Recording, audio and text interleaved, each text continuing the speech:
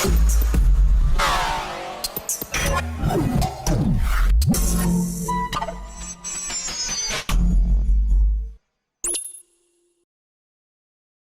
you guys, it's the Psycho Power Ranger once again, and I'm here to bring you another build patch for Skyrim. This one is going to be the Alchemical Archer. What is an Alchemical Archer, you ask? Well, it is an archer who uses poisons and such to be able to take out his enemies, mainly paralyzing them and then watching them die a slow death from degen and instant damage.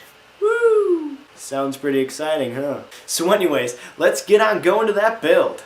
Alright you guys, here's my take on the Alchemical Archer. So obviously an Alchemical Archer will need lots of skill in archery. So 5 in overdraw, critical shot, eagle eye. We aren't going to put anything into steady hand because steady hand is a terrible perk. Power shot, hunter discipline, ranger, quick shot, and bullseye. It is to be noted that bullseye isn't quite fully important. You don't need it super early, so you can put that point somewhere else. Now, the reason that steady hand is such a bad perk is because it slows down time and it makes it extremely hard for you to aim and be able to put out the DPS you need.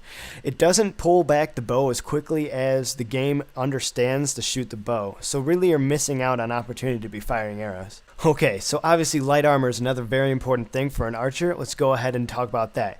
Agile defender, 5 points. Custom fit, unhindered. Windwalker, matching set, deft movement. All these are very important, though deft movement, just like the paralyzing shot, can be put in a little bit later. So if you want to go ahead and do that, go ahead and do so. Now, you want a few points in sneak. You want 5 in a stealth. Even though you're not going to be a hardcore sneaker, it's nice to be able to have that sneak on this class. Backstab's not necessary, but it brings us to deadly aim, which you'll just want for the extra damage. Alright, for smithing, this is very important. It depends on how good you are at the game and how much you understand it. Now, if you've been playing the game for a long time and you are playing in Masters, it is very important that you know how to find your armors and be able to get to the game so that you can go down the right side of the tree. You aren't going to be wearing any of these armors. It'll allow you to have Daedric smithing for the weapons and dragon armor for the light armor. This is extremely important and you're going to want to do that.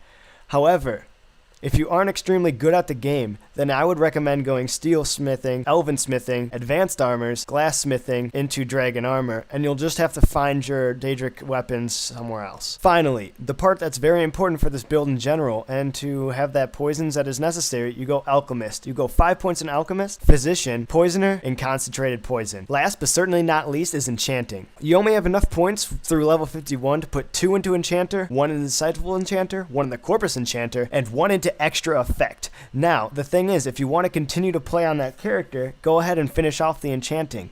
It's good and gold. Finally, what do you want for magic, health, and stamina?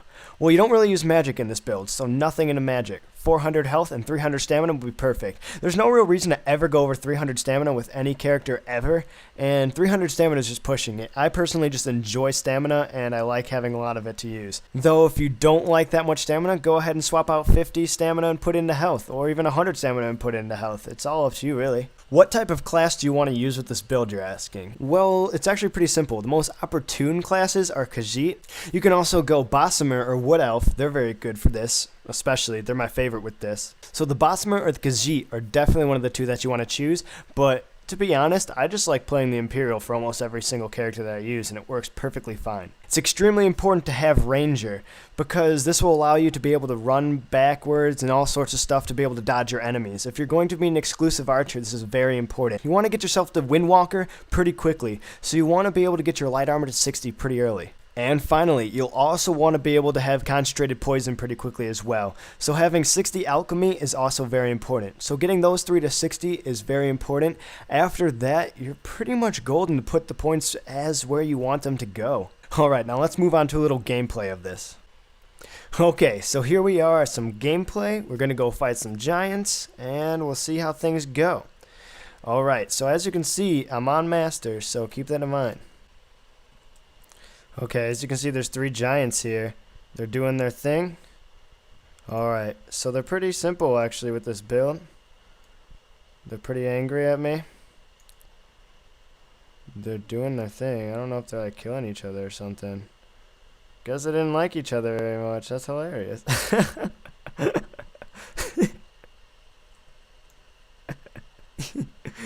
Oh. These giants are mad at each other. Get 'em! Get him! Gah! Battle! Battle! Oh gosh, what have I done? Alright, here's some giants up in this place.